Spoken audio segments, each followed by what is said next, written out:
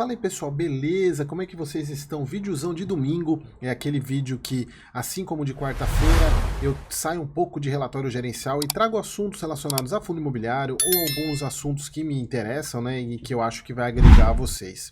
E como vocês viram na thumb, eu vou falar um pouco hoje sobre os contratos atípicos. Eu tenho certeza que muitos de vocês que estão começando a investir agora podem esbarrar com essa nomenclatura, o contrato típico, o contrato atípico, o que é o contrato atípico. Então eu vou focar no contrato atípico e no final desse vídeo eu trago uma comparação com o típico para você entender qual que é a diferença entre esses dois, né? Principalmente, vocês olham lá no relatório gerencial, o fundo tem 50% de contrato típico e 50% de contrato atípico. O que é o atípico, o que é o típico? Então, na verdade, o foco desse vídeo é o atípico, mas de qualquer maneira eu tenho que usar o típico para poder mostrar o que é o atípico, beleza? Então vamos lá, pessoal, eu tenho uma apresentação para vocês aqui, como de praxe, então vamos falar sobre contratos atípicos. Então, pessoal, olha só, lá em 1991, se a gente for lembrar, era a época do Collor, né? Não tinha nem plano real ainda, que começou lá em 94. A Lei Federal 8.245 estabeleceu a Lei do Inquilinato. Pessoal, que é a lei que prevalece até hoje, que é, se você já alugou um apartamento, se você já alugou uma casa, se você já teve, você alugar ou você ter um imóvel seu que você coloca para locação, segue a Lei do Inquilinato. E tem um ponto que é importante, que é a questão da multa de rescisão contratual. Normalmente, pessoal, num contrato típico, ou um contrato que é regido pela lei do inquilinato, ele é um contrato que, se o inquilino resolver rescindir o contrato, ele tem que pagar uma multa de 3 a 6 meses de aluguel. Dependendo, obviamente, do que tiver lá no contrato, mas não passa de 6 meses. E na maioria das vezes é de 3 a 6 meses. Só que aí que tá, pessoal, imagina só, vamos pensar o seguinte, imagina você que você tem um galpão logístico que você quer alugar esse galpão. Aí chega um inquilino lá para você, poxa, eu preciso que eu tenho lá eu sou uma empresa de refrigeração e eu preciso que você construa uma câmara fria. Aí o dono do imóvel fala, beleza, aí eu vou construir. Aí eu termino de construir, invisto uma grana nesse galpão, aí passa 3 meses, você passa de um tempo, você rescinde o contrato e você tem que pagar somente 3 meses de multa. Provavelmente, essa multa não vai ser nem um pouquinho do que eu investi no meu imóvel. Então, acaba que perde o interesse de quem está alugando e de quem está indo buscar, obviamente, porque se a pessoa ele vai lá, ele quer um galpão logístico e ele quer vai construir um hospital, como é o caso do TRXF. Imagina, você vai construir um hospital para mim e aí eu alugo esse hospital e eu decido cancelar o contrato de locação e pago uma multa só de 3 meses. Imagina o prejuízo. Então foi a partir daí que surgiu o contrato atípico. E na verdade, pessoal, ele não é um contrato atípico, porque quando a gente fala atípico, significa que ele não é tipificado na legislação, e ele é tipificado. Só que inclusive você não encontra na legislação, nem não encontra esse termo atípico. Só que o que é o atípico? Ele foi incluído na Lei de Inquilinato 8.245 pela Lei Federal 12.744 de 2012. Olha só quanto tempo demorou. E o que essa lei incluiu? Ela incluiu o artigo 54A. Eu vou ler aqui para vocês, olha só. Na locação não residencial de imóvel urbano, na qual o locador procede à prévia aquisição, construção ou substancial reforma, por si mesmo ou por terceiros do imóvel, então, especificado pelo pretendente à locação, a fim de que seja a este locado por prazo determinado, prevalecerão as condições livremente pactuadas no contrato respectivo e as disposições procedimentais previstas nessa lei. O que esse artigo está querendo dizer? Que se esse imóvel ele for usado para o locador, ele tiver que comprar um imóvel, construir ou fazer uma reforma substancial para o inquilino, esse artigo ele dá liberdade para que as partes negociem sem usar a lei do inquilinato, ou seja, podem estipular um prazo maior, porque a lei do inquilinato, ela prevê o contrato de 5 anos, tendo renovação, mas o contrato tem no máximo validade de 5 anos. Então imagina só, você vai alugar um imóvel que você vai construir, que às vezes o tempo de construção demora 3 anos. Aí você termina de construir em 3 anos, em 5 anos o contrato acaba. Então, isso também é uma garantia para quem está ficando, porque imagina só, você pede para um dono do imóvel construir um galpão, você se estabelece. Aí chega no 5º ano, o contrato encerra. Aí o locatário chega, o locador, na verdade, o dono, fala: para você continuar aqui, amigão, eu vou dobrar o seu aluguel. E você não tem para onde ir. Olha só que situação complicada. Então, a lei do inquilinato, com a inclusão desse artigo, permitiu que existisse uma livre negociação entre as partes. Ou seja, o locatário pode estipular um prazo com um prazo maior de locação. E além de tudo isso, pessoal, nessa negociação envolvem as multas, né? E as multas são muito maiores do que 3 meses.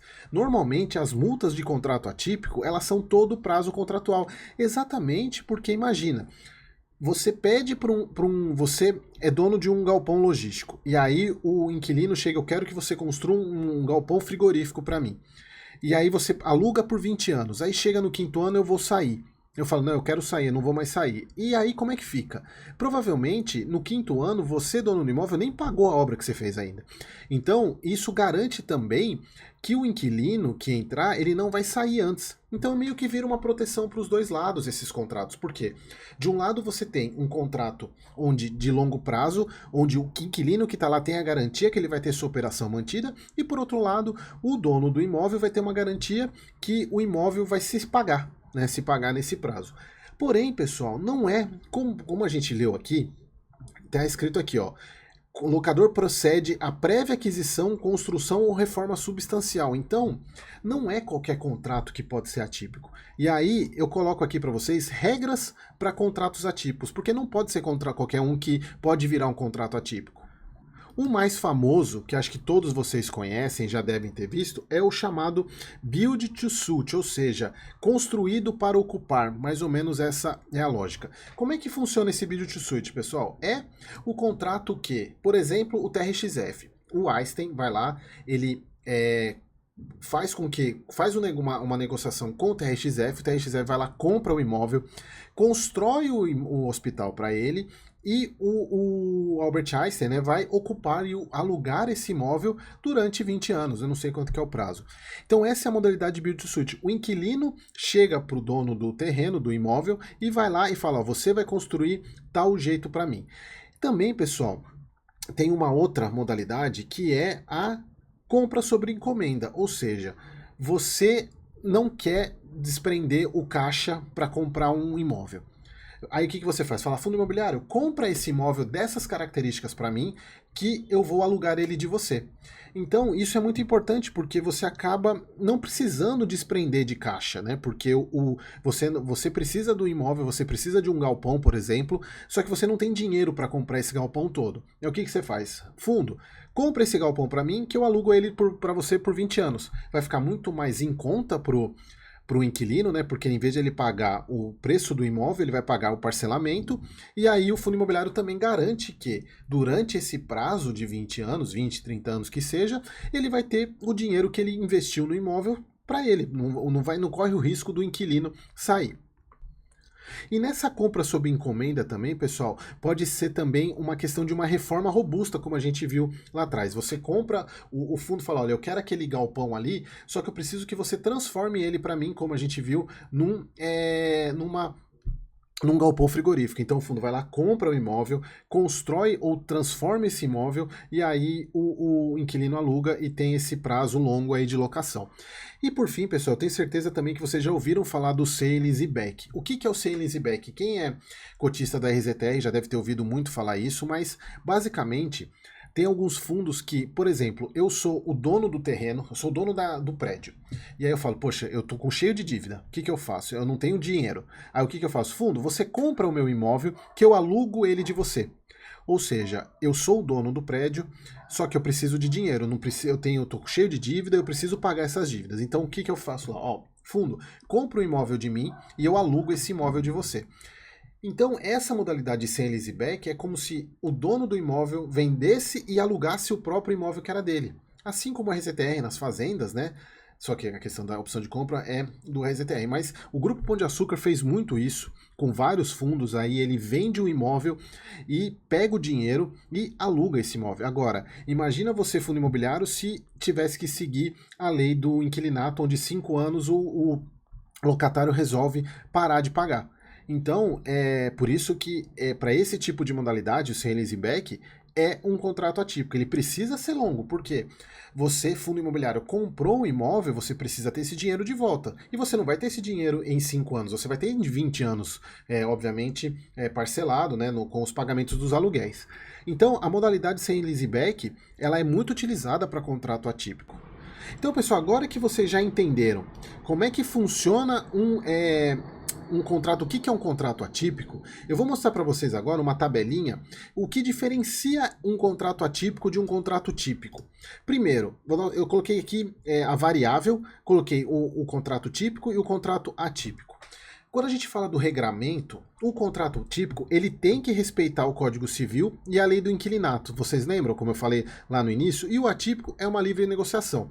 Porém, o que manda num contrato atípico é o contrato entre as partes. Já no caso do típico, embora tenha o contrato, mas quem manda esse contrato, ele tem que ser feito com base no Código Civil e na lei do inquilinato. Bom, prazo. Aí foi o que eu falei para vocês. Normalmente, um contrato típico, ele tem no mínimo 5 anos. Na verdade é máximo aqui, né? Ele é raramente superior a 5 anos. Então, um contrato típico, alguns lugares, por exemplo, compra de um imóvel, de um apartamento, normalmente os contratos são de 3 anos, né? Então aí você renova o contrato. Então, normalmente são no máximo 5 anos. Já os atípicos, eles são normalmente de 10 para cima, de mais de 10 anos. A gente tem casos aí de 20, 30 anos, tem fundo até contrato de 40 anos. Então, aqui o prazo de locação, quando você vê um fundo imobiliário que tem um contrato com prazo de locação de mais de 10, 15 anos, é quase que certeza que é um contrato atípico. Aviso prévio, pessoal, o que é o aviso prévio? É o aviso que eu vou fazer ao dono do imóvel, eu sou inquilino, que eu vou sair. No caso do contrato típico, ele tem que ser feito normalmente de 30 a 90 dias antes de eu sair. Então, por exemplo, eu aluguei um imóvel em contrato típico e aí eu vou falar, olha, eu vou sair, eu quero rescindir o contrato. Então eu tenho que avisar isso com 30 a 90 dias antes de eu sair.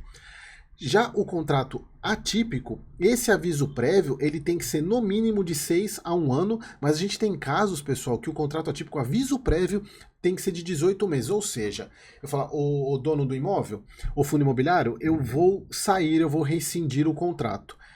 Então, quando eu falo isso, estou falando que daqui a 6 meses eu vou sair, ou daqui a 1 ano eu vou sair, diferentemente do típico, que é de 1 mês a 3 meses. E além do aviso prévio, tem a multa, né? Como a gente comentou no início, né? Como eu comentei para vocês, além do aviso prévio, no contrato típico, o locatário, né, o inquilino, ele tem que pagar uma multa de 3 a 6 meses do aluguel. Já no contrato atípico, é o restante todo do contrato. Então, o fato de ser uma multa muito robusta impede com que o inquilino saia, né? Então dá uma proteção tanto para o fundo imobiliário como para o próprio inquilino, porque ele sabe que se ele sair, ele vai ter que arrebentar. E aí a gente vê alguns fundos imobiliários que tem contrato atípico que tem vacância física, mas não tem vacância financeira, porque o inquilino saiu e ele tem que continuar pagando a multa, ou seja, o imóvel continua recebendo receita, porém ele está vazio. Então a gente vê a vacância física aparecer e a vacância financeira não, porque o imóvel continua gerando receita. Revisional. Pessoal, o que é revisional? Pessoal, revisional é o seguinte.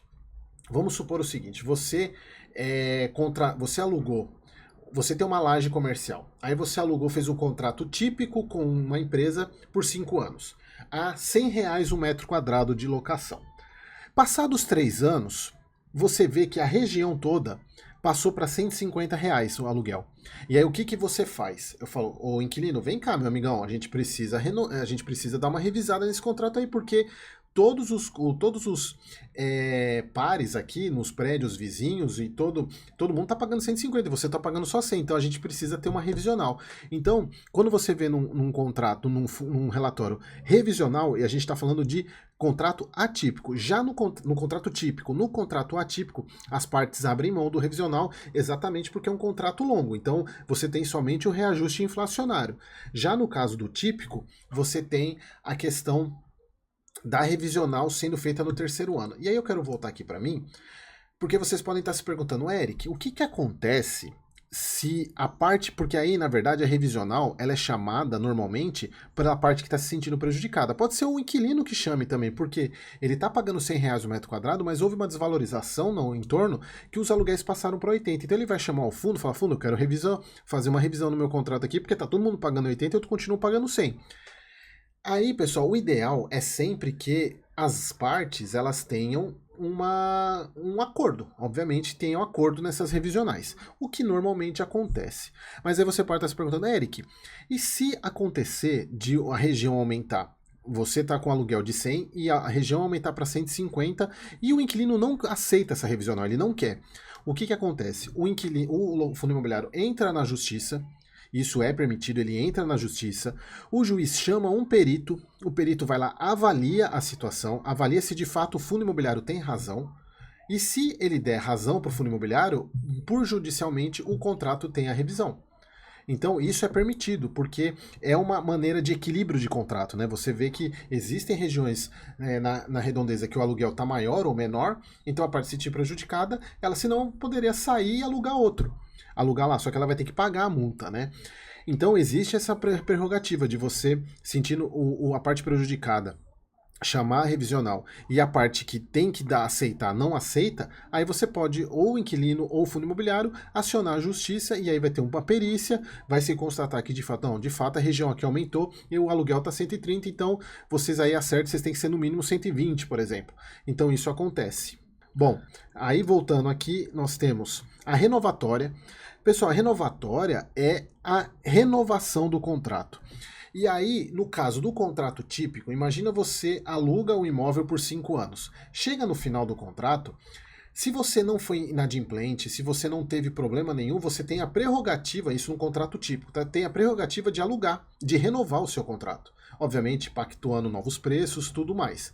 Já no contrato atípico, você não tem isso. As partes abrem mão. Pode ser que lá chegar no final dos 20 anos, o fundo imobiliário ou o inquilino queira renovar, mas não é obrigatório. Já no caso do típico, a lei do inquilinato dá a prerrogativa do inquilino, se ele tiver totalmente adimplente, não tiver atrasado nenhum aluguel, ele tem a prerrogativa de alugar, obviamente repactuando todas as condições, tá?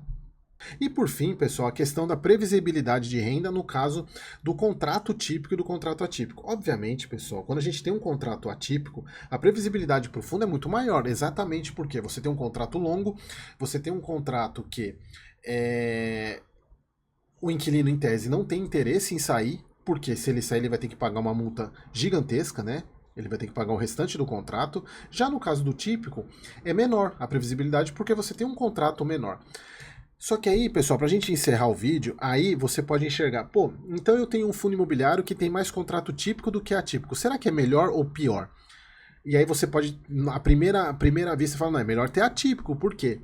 Você tem uma previsibilidade maior de receita. Só que aí tem um ponto, que é o seguinte, se você tem um imóvel muito bom, numa localização premium, você concorda comigo que um contrato atípico te trava de você ter melhores preços de locação? Imagina, pessoal, você aluga um prédio na Faria Lima, onde o preço de locação hoje é 100, amanhã é 200 e depois é 300.